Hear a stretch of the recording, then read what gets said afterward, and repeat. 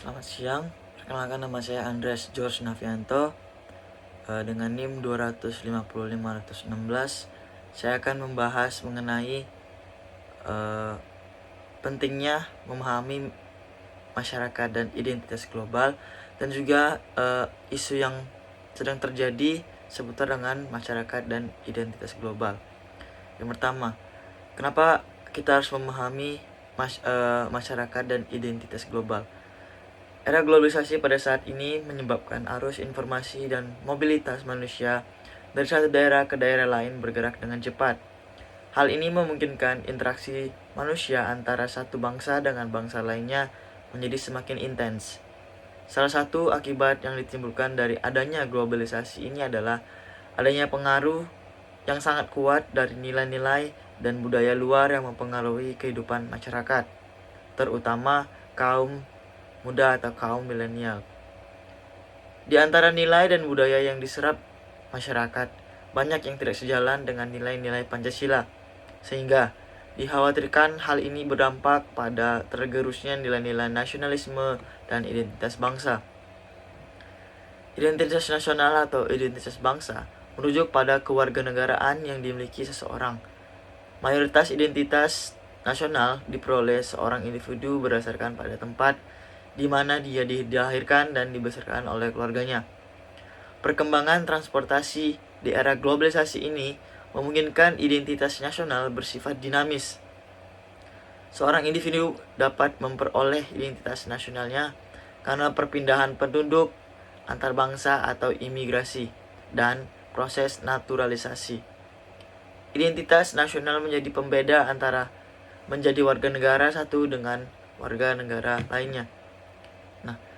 Mahasiswa ilmu hubungan internasional harus memahami masyarakat dan identitas global. Dengan itu, kita dapat mempertahankan identitas bangsa kita. Tetap menerapkan nilai-nilai yang terdapat di dalam Pancasila, karena Pancasila adalah ideologi bangsa Indonesia. Jika identitas suatu bangsa itu hilang, maka suatu bangsa tidak bisa disebut berbeda dari identitas bangsa yang diterapkan tersebut. Nah, apa sih isu seputar masyarakat dan identitas global? Saya akan membahas mengenai isu feminisme yang dimana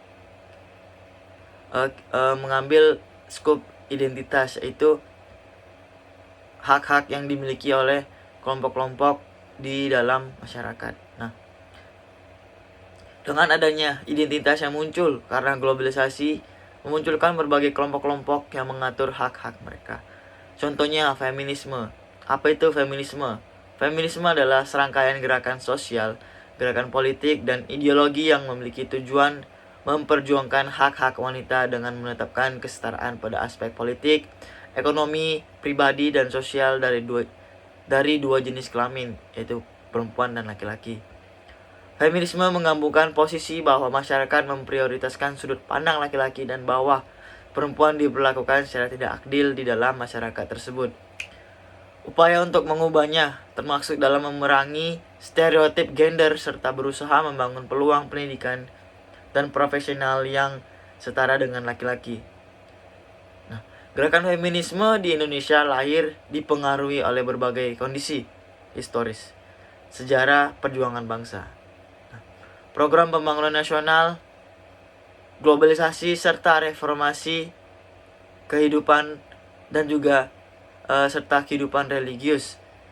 Pandangan utama yang sangat menarik terhadap feminisme di Indonesia pada saat kini adalah pandangan terhadap kondisi kerja berbagai jenis buruh seperti buruh batik, buruh industri tekstil, petani, tenaga kerja wanita tersebut mencuat setelah era industrialisasi merambah di daerah perkotaan.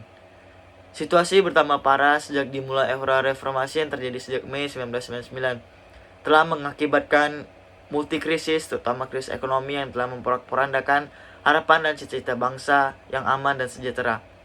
Adanya penurunan kesejahteraan secara nasional telah mendorong wanita untuk berperan serta dalam membantu kesejahteraan keluarga perlu mendapat perhatian dan dukungan yang positif. Sekian, terima kasih.